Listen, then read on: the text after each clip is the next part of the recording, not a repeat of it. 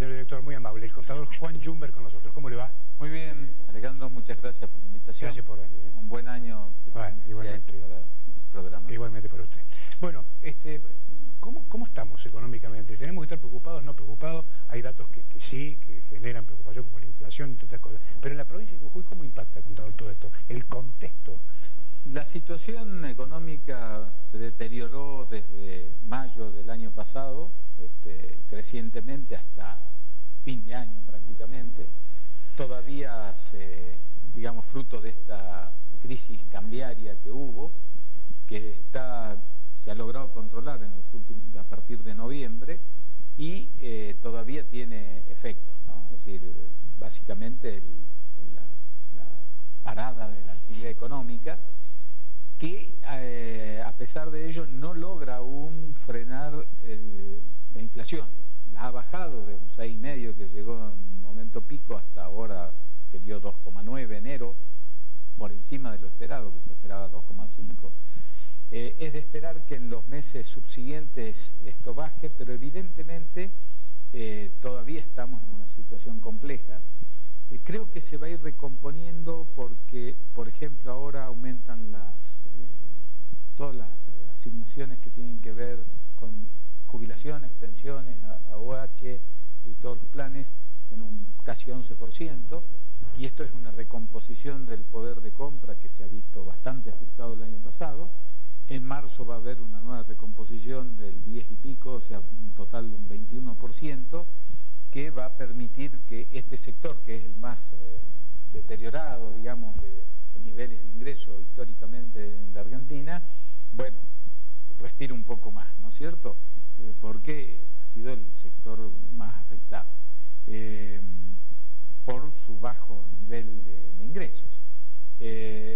Además, a partir de marzo seguramente van a empezar a acordarse los nuevos acuerdos paritarios y esto también va a empezar a recomponer los salarios. En Jujuy hay una situación un poco distinta, todo esto que dije es cierto, pero acá tenemos una participación del empleo público muy grande, tenemos casi 100.000 personas dependiendo del empleo público, que ha tenido una recomposición, digamos, de la mitad de lo que ha sido la pérdida del poder adquisitivo por la inflación el año pasado. O sea que ha habido una importante disminución del poder de compra de muchas familias, estamos hablando de casi la mitad de las familias de Jujuy. Y esto impacta, sin duda, y sobre todo en lo que es los comercios, los servicios habituales, y un poco lo vemos en la calle. La provincia sigue teniendo serias dificultades financieras como para encarar una recomposición salarial más o menos significativa, con lo cual creo que esta situación va a ser permanente. Pero ¿esto es eterno, contador? ¿Cuándo se va a resolver? No sé si es eterno, pero es de largo plazo. Es de largo plazo, ¿por qué? Porque, bueno, el empleo público en Jujuy ha venido creciendo desde hace mucho tiempo por encima de las reales posibilidades de la provincia. No ha habido el empleo público se puede ir corrigiendo sin echar masivamente gente, que nadie lo propone, salvo algunas propuestas muy alocadas de algunos extremos liberales, ¿no es cierto?, que vemos a nivel nacional, incluso en la televisión. Sí, usted habla de Esper, Milei, ¿no es cierto?, que dicen que sobra 1 millón de empleo público y probablemente tengan razón. Lo que pasa es que no se puede dejar 1 millón de gente sin trabajo de la noche a la mañana, ¿no? Está muy bien, pero ¿cuál es que crezca la economía? Claro, en Jujuy también probablemente sobren, pero tampoco yo no participo esto de echar gente, pero hay una disminución natural del empleo público porque hay gente que se jubila, gente que renuncia, gente que muere, lamentablemente, y esto históricamente, estadísticamente, es entre un 3 y un 5% anual. Si no supongamos que sea un 4 como promedio, si no repusiésemos esa gente, ya podríamos ir achicando. Si un 4%, en 5 años bajamos el 20% de la planta. Sí. ¿No? O sea, es cierto también que no todos esos cargos que se pierden, de gente que se va, son no reemplazables. Porque si llevaba un maestro, tengo que poner otro maestro. Lógico. Una enfermera, tengo que poner otra enfermera. Entonces quizá la mitad se pueda bajar, supongamos. Pero entonces en 4 años podría bajar 10% la planta. Si esto se hubiese hecho desde el principio de la actual gestión, a fin de año tendríamos en vez de 100.000 personas, 90.000. Digamos que ayuda, no resuelve el problema, pero es una guía, digamos, hacia dónde ir. Entonces yo creo que a Jujuy, desde este punto de vista, le va a resultar difícil, porque además la provincia tiene un endeudamiento importante, ha crecido en los últimos años, que básicamente está en dólares, el grueso, por lo tanto cualquier efecto de cambio en el tipo de cambio, ¿no es cierto?, modificación en el tipo de cambio lo afecta. El año pasado el tipo de cambio aumentó el doble, por lo tanto la deuda en pesos aumentó el doble. Bueno, frente a estos supuestos movimientos que pueden ocurrir con el tipo de cambio, ¿el gobierno tiene la posibilidad de maniobrar? No, no tiene ninguna posibilidad porque la deuda está nominada en dólares y por lo tanto no hay forma de modificar esto. Si hay una modificación nuevamente importante el tipo de cambio, bueno, va a seguir el mismo proceso. Lo que se espera es que el tipo de cambio de este año acompañe la inflación. Si la inflación es de un 25%, el tipo de cambio va a ser un 25% mayor a fin de año. Si hoy está, digamos, para hacer números redondos, está en 39, pero supongamos 40 para hacer fácil la cuenta, a fin de año va a estar en 50, ¿no? Bueno, ese 25% va a aumentar la deuda en pesos, ¿no?, de la provincia. Hay que ver cuánto aumentan sus recursos.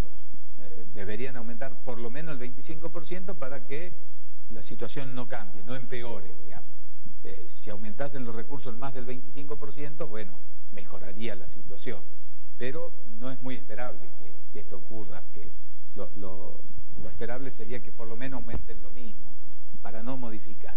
Ahora, ahí hay algo que yo he escuchado al gobernador mencionar, que bueno, Cauchari se paga solo, porque sí, ahora que empiece a producir energía, va a producir 25 millones de dólares anuales de energía, y eso va a ayudar a pagar el préstamo.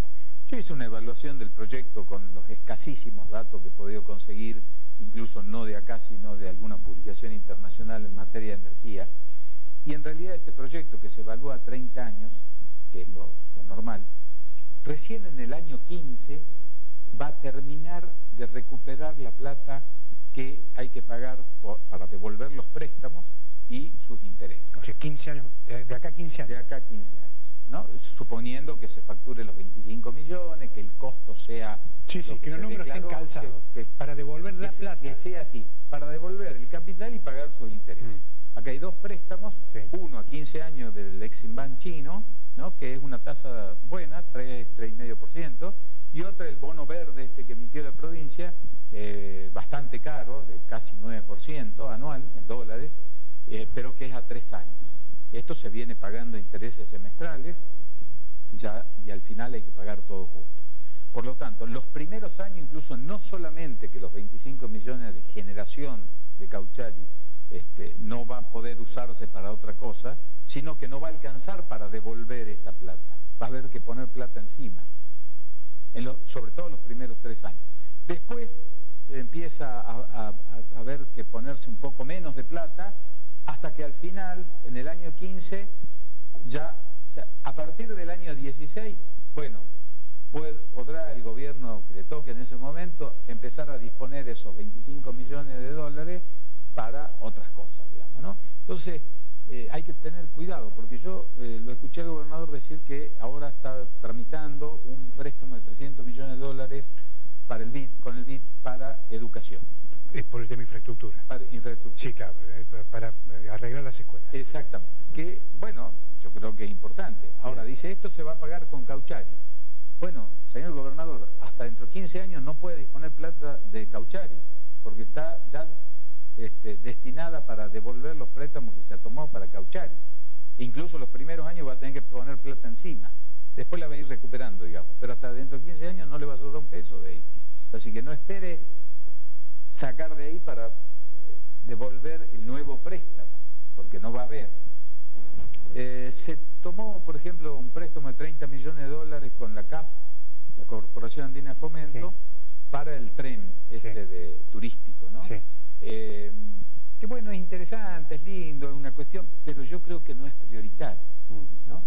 hubiese usado esos 30 millones de dólares, para empezar estas modificaciones de la infraestructura educativa, ¿no?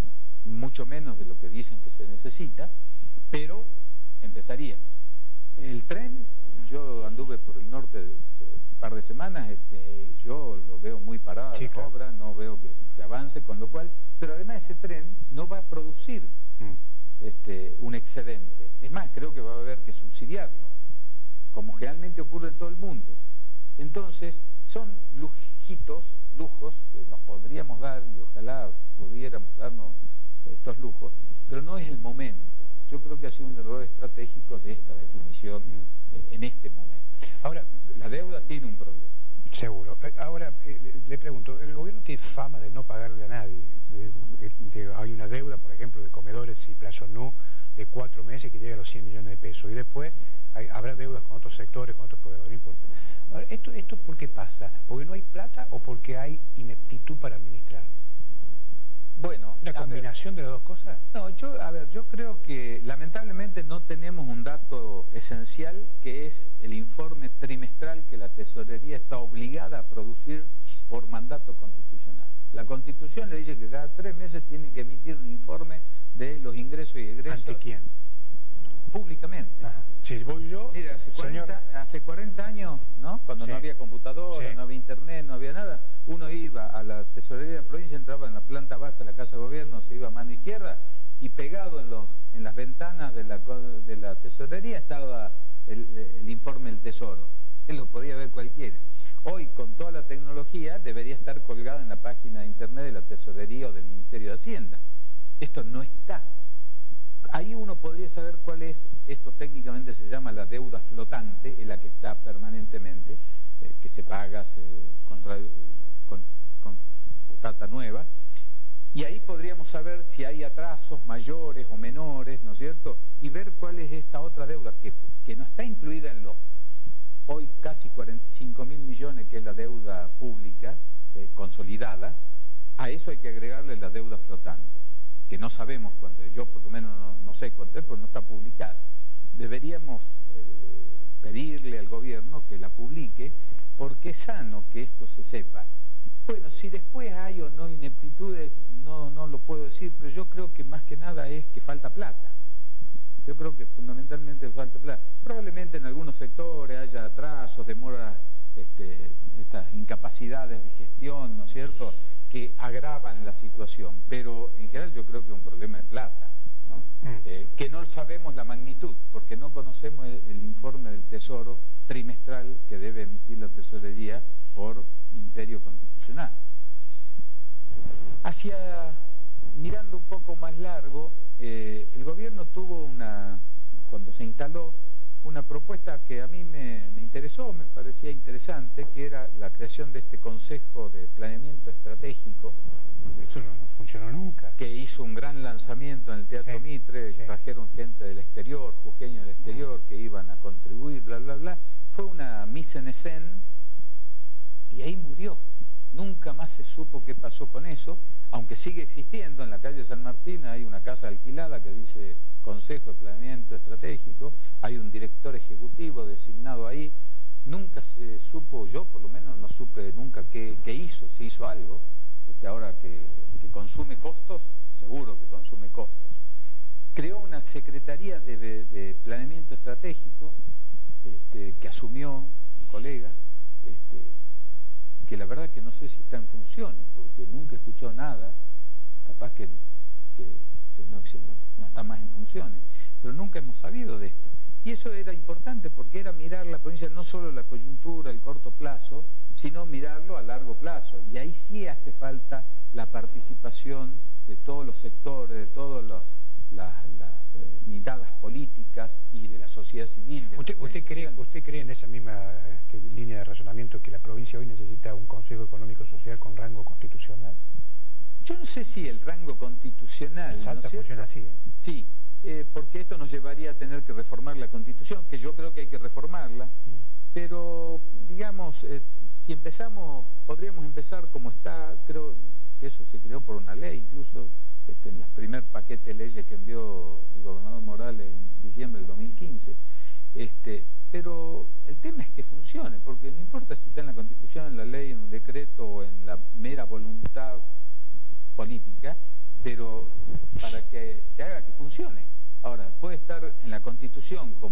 la obligación del tesorero de la provincia de emitir el informe del Tesoro cada 3 meses y no lo hace, ¿no? Ahora, yo también, porque esto no lo hace no solo ahora, sino hace muchos años, sí. ¿Qué hace el Tribunal de Cuentas? Que no exige eso, que es el órgano de control externo de la hacienda pública. También habría que preguntarle a los 3 miembros del Tribunal de Cuentas que den cuenta de esto, porque si no parece que todo el problema es de un funcionario, pero realmente acá hay corresponsabilidades, uno por omisión de hacer y otro por omisión de exigir que se haga. Entonces, mientras no seamos apegados a la institucionalidad, a la normativa, todos los ciudadanos, así como no hay que estacionar en doble fila, como no hay que tomar alcohol para manejar, lo cual me parece excelente, también debemos cumplir la ley. Ahora, el ejemplo debe venir de la cabeza, porque no podemos pedirle después al común ciudadano cuando quien tiene una responsabilidad pública importante no da el ejemplo. Contador, ¿cuál entiende usted que es la razón, si hay una o varias, para que la provincia de Jujuy no crezca? Es decir, que no vengan inversiones, que todas las inversiones llegan a Salta. Esta es una realidad. Aquí es por goteo, de vez en cuando. No hay un movimiento constante de inversiones, de consultas para erradicaciones de empresas. ¿Qué es lo que pasa? Bueno, yo creo que hay varios factores, algunos estructurales. Jujuy es una provincia más pequeña, digamos, que Salta, tiene menos marketing, incluso nacional. Además, si uno mira los programas nacionales, parece que la Argentina termina en Salta, ¿no? Pues allá en el norte, Salta, nunca o muy rara vez se dicen Jujuy, sí, ¿no es cierto? Entonces, esto también influye. Por otro lado, las inversiones que han llegado han sido en el sector minero y algunas en el sector turístico, que son 2 sectores interesantes, importantes. Me gusta, digamos, para mí es más importante el turístico porque tiene una expansión territorial y además promueve la generación de empleo de todo nivel, desde especialistas hasta gente que lava las copas, digamos, o sea, esto es muy importante. Y ahora, en otros rubros hace falta, y por eso hace falta una mirada estratégica, un pensamiento estratégico de largo plazo, que es romper un pensamiento lineal. Esto es lo que un famoso escritor y pensador del Bono habla del pensamiento lateral. Nos salgamos de la línea que nos lleva siempre, pensemos disruptivamente, digamos, ¿no?